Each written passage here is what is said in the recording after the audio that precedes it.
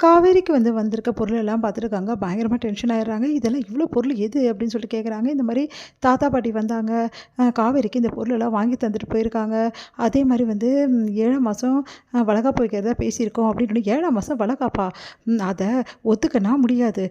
எதனாலடி? அப்படின்னோனே, பின்ன 7ஆம் மாசம் வளகாப்பு வைக்கிறேன்றீங்க. அப்ப எனக்கு எப்போ பண்ணுவீங்க? அப்படின்னோனே, உனக்கும் அப்பயே சேர்த்து வச்சலாம் அப்படின்னோனே, அப்படியே காவேரி சந்தோஷப்படுறாங்க. ஆமாக்கா நம்ம 2 பேரும் சேர்ந்தது எவ்வளோ சந்தோஷமா இருக்கும் அப்படின்னோனே, எனக்கு சந்தோஷம் கிடையாது அப்படின்னு இருக்காங்க. கத்துறாங்க.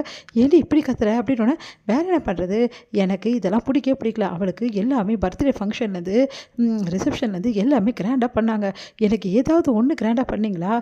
இதனால நான் ஒத்துக்க முடியாது. எனக்கு தனிப்பட்ட முறையில் தான் வேணும். அதுவும் இப்பவே எனக்கு வளகாப்பு வச்சாகணும். என்னடி சொல்ற? இப்ப எப்படி வளகாப்பு வைக்க முடியும்? அதெல்லாம் தெரியாதும்மா. 7ஆம் மாசம் வரைக்கும்லாம் நான் பொறுமையா இருக்க முடியாது. அவளுக்கு வேணா 7ஆம் மாசம் வச்சுக்கங்க. எனக்கு இப்ப வளகாப்பு நடத்துங்க. அதுவும் கிராண்டா நடத்தணும். அப்படி நீங்க நடத்தலன்னா எனக்கு இந்த வளகாப்பே தேவையில்ல அப்படின்னு சொல்லிட்டு போயிடுறாங்க. அதையெல்லாம் கேட்டு சாரதா மனசு கஷ்டப்படுறாங்க. என்ன இவ இப்படிலாம் பேசுறா அப்படின்னு. உடனே காவேரி வந்தும்மா விடுமா, அக்காவுக்கு என்ன விருப்பமோ அதே பண்ணிடலாமா அப்படின்னு. ஒன்று என்னட்டு நீ இப்படி சொல்கிற? இல்லைம்மா, அக்காவோட பிடிவாதத்தை பற்றி தான் உனக்கு தெரியும்ல. அவளுக்கு என்னன்னே தெரியல, ஒரு மாதிரி தான் இருக்கா. இந்த சூழ்நிலை என்னோட வளகாப்பு நடந்தால் பெரிய பிரச்சனை ஆகிடும். இந்த 7ஆம் மாதத்துல டைம் இருக்குமா, அதனால் அக்காக்கே பண்ணிடுங்கம்மா அப்படின்னோடனே உடனே என்ன பண்ணுறதுன்னு தெரியாமல் யோசிக்கிறாங்க. ஆமாம் சாரதா, அவள் தான் அவ்வளோ தொல்லை பண்ணுறாள். அதனால் வளகாப்பு அவளுக்கு வச்சிடலாம். சரி, அவள் சொல்கிற மாதிரி பெரிய கிராண்டாக பண்ணணுன்னா நிறைய பணம் செலவாகும். சத்திரம்லாம் பிடிக்கணும். எங்கே போகிறது? இவ என்ன இப்படி பண்ணிகிட்ருக்கா? ஒன்றுமே புரியலையே. ஒரே செலவாக இருந்தால் நம்மளுக்கு எல்லாருக்கும் நல்லா இருக்கும்ல. இப்போ 2 செலவு பண்ணோம்னா எப்படி? அப்படின்னோடனே உடனே காவேரி சொல்கிறாங்கம்மா பார்த்துக்கலாம் விடுங்கம்மா அப்படின்னு சொல்லிட்டு போகிறாங்க.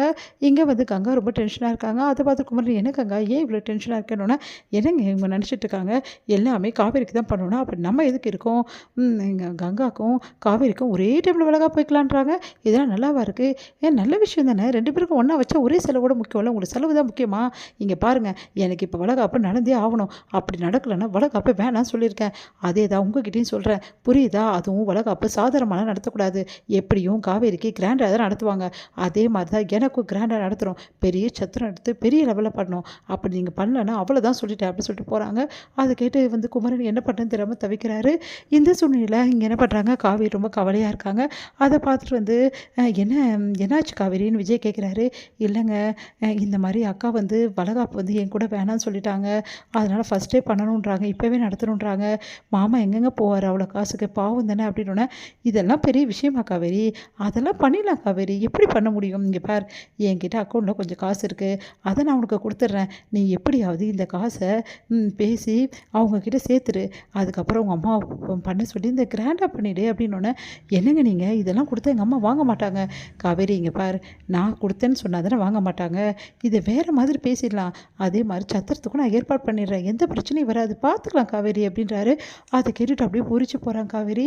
நான் நினச்சி கூட பார்க்கலங்க, அக்காவோட வளகாப்புன்னு சொன்னோன்னே. ஏன் காவேரி, வளகாப்பு வரைக்கும் உங்கள் அக்கா வெயிட் பண்ணா என்ன? ஏன் 7ஆம் மாதம் பண்ண ஒத்துக்க மாட்டேங்கிறாங்க அப்படின்னு சொல்லிட்டு நீங்கள் எதாவது சொல்லுவீங்கன்னு நினச்சேன். ஆனால் நீங்கள் எதுவுமே சொல்லலை. ஏங்க அப்படின்னோடனே, இங்கே பாரு காவேரி, வீட்டில் ஒருத்தர் ஒருத்தர் ஒரு மாதிரி இருக்க தான் செய்வாங்க. எல்லாருக்கும் ஏற்ற மாதிரி தான் நடந்துக்கணும்னு நான் புரிஞ்சுக்கிட்டேன். அதுவும் அக்காவோட குணத்தை நான் நல்லா புரிஞ்சுக்கிட்டேன்.